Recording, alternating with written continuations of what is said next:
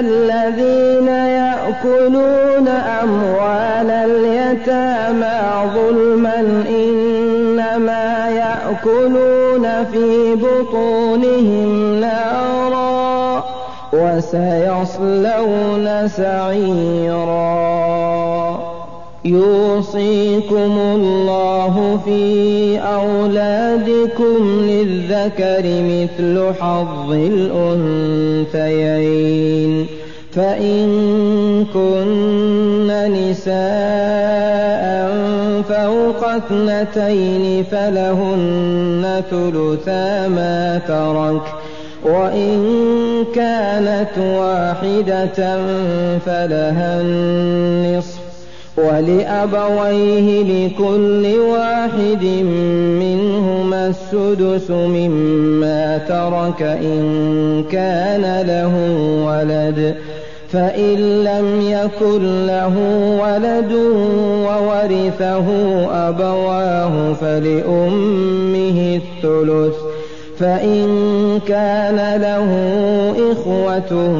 فلأمه السدس من بعد وصية يوصي بها أو دين. آباؤكم وأبناؤكم لا تدرون أيهم أقرب لكم نفعا فريضة من الله إن الله كان عليما حكيما. ولكم نصف ما ترك أزواجكم إن لم يكن لهن ولد فإن كان لهن ولد فلكم الربع مما تركن من بعد وصية يوصين بها أو دين. ولهن الربع مما تركتم إن لم يكن لكم ولد فإن كان لكم ولد فلهن الثمن مما تركتم من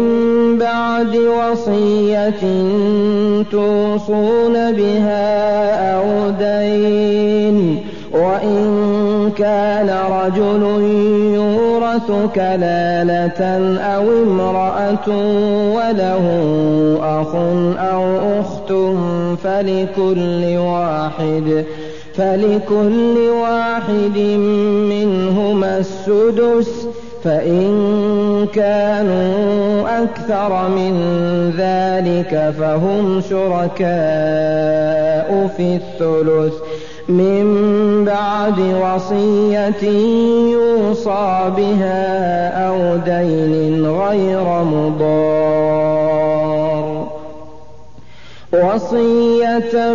من الله والله عليم حليم. تلك حدود الله ومن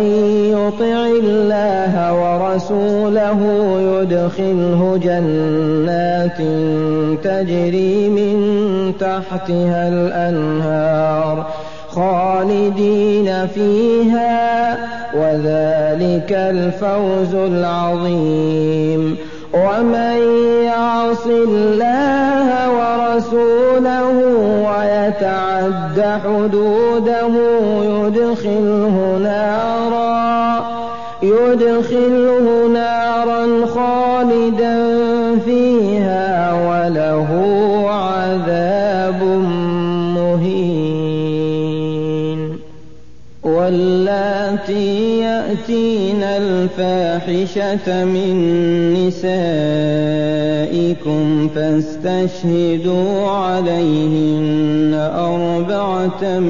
منكم فإن شهدوا فأمسكوهن في البيوت حتى يتوفاهن الموت أو يجعل الله لهن سبيلا. واللذان يأتيانها منكم منكم فآذوهما فإن تابا وأصلحا فأعرضوا عنهما إن الله كان توابا رحيما إنما التوبة على الله للذين يعملون السوء بجهالة ثم يتوبون من قريب فأولئك يتوب الله عليهم وكان الله عليما حكيما وليست التوبة للذين يعملون السيئات حتى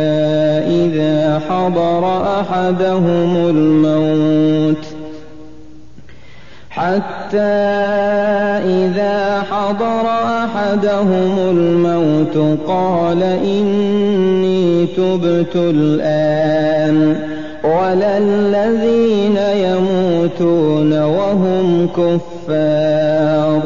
أولئك أعتدنا لهم عذابا أليما يا أيها الذين آمنوا لا يحل لكم أن ترثوا النساء كرها ولا تعضلوهن لتذهبوا ببعض ما آتيتموهن إلا أن يأتين بفاحشة مبينة وعاشروهن بالمعروف فإن كرهتموهن فعسى أن